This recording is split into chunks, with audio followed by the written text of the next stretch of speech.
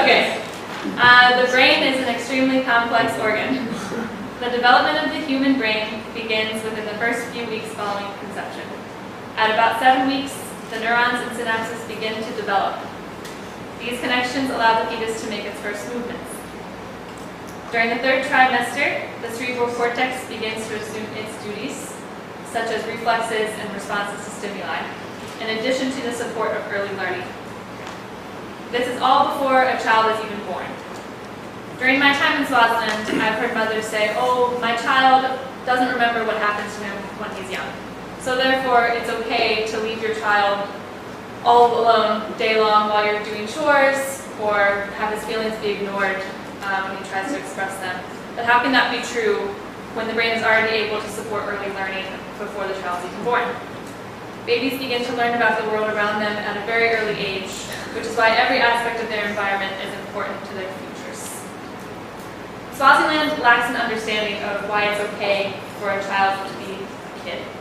To be more specific, too many Swazis think there's no difference between being explorative and being naughty, or being silent and being well-behaved. I've never seen as many emotionless 2-year-olds as I have in Swaziland. This stems from a variety of reasons, all which fall under the category of early childhood development.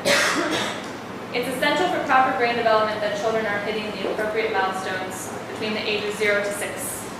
These are critical years in a child's life. While it may seem as there's not much going on, these years are the foundation for that child's emotional, physical, and cognitive future. It's important that the caregivers are monitoring the milestones and observing any abnormalities. Caregivers are anyone that comes in contact with a child. This is mothers, fathers, teachers. This is also any Peace Corps volunteer living on a homestead with young children. Part of a major problem in Swaziland's early childhood development is that children are often passed from mage to gogo to auntie, and no one person spends a consistent amount of time getting to know the kid to understand when something's not right. Who's there to notice abnormalities in speech, activity, or pain threshold, which are all indicators of autism? Who will notice the symptoms of depression in a child who has just experienced a loss? So, a young girl will grow up and never fully emotionally develop. She wasn't given any attention, so she doesn't know how to believe in herself, to have confidence or independence. She goes to primary school, doesn't interact too much with people socially, comes home to do the chores, and that's it. She gets to secondary school. She doesn't believe that she's beautiful like the other girls because no one ever told her that she was. But then she gets attention from a boy who maybe buys her things or makes her feel special, but he also doesn't hit his developmental milestones, and he doesn't know how to communicate or to control his urges. That turns into a recipe for unwanted pregnancy, school dropouts, and broken futures. This is just one small piece of ECD. Many of us as volunteers work in early childhood, and we don't even realize it. We work in high schools, teaching skills like self-esteem, value development, expressing creativity, and the reality of it is we have to teach these things because it's the aftermath of too many Swazi children not developing properly. Preschool kids don't explore with all 5 senses. They don't play in the dirt. They don't color outside the lines. Children don't understand their emotions. They don't communicate effectively because they're supposed to be silent. And they're forced to speak or struggle to memorize English before they're ready. They don't have the right social and value support at home.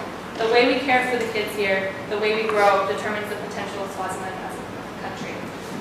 If we want the future to have healthy, bright, respectful, promising members of Swazi communities, we have to enforce the idea that it all starts with young kids. Early childhood development is becoming better known here. The Ministry of Education has formed their own standard milestones for Swazi children. Swazis are very slowly starting to recognize the connection between the early years and the results of Form 5 exams. The foundation that's laid during preschool years that will impact a student's future. But there's still a missing link between the national level of education and the support of the caregivers. There's little to no professional development opportunities for preschool teachers who absolutely need more knowledge on these topics. That's where Peace Corps volunteers come in.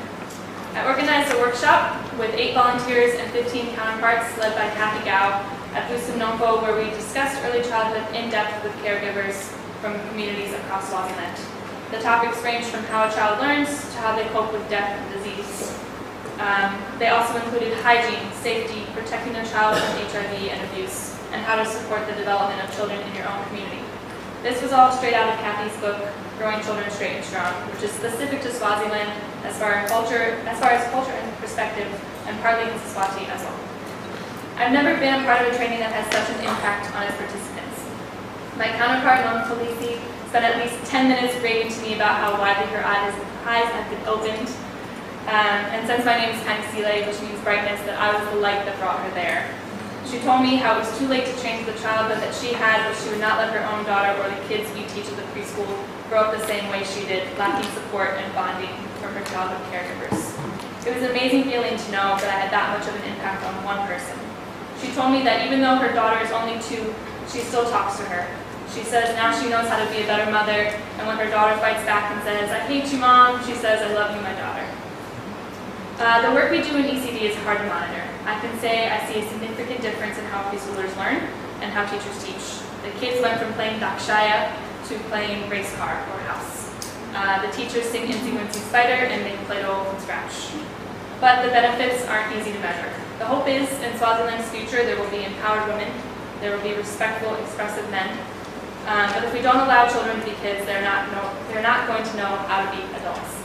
Nelson Mandela said it best: education is the most powerful weapon we can use to change the world.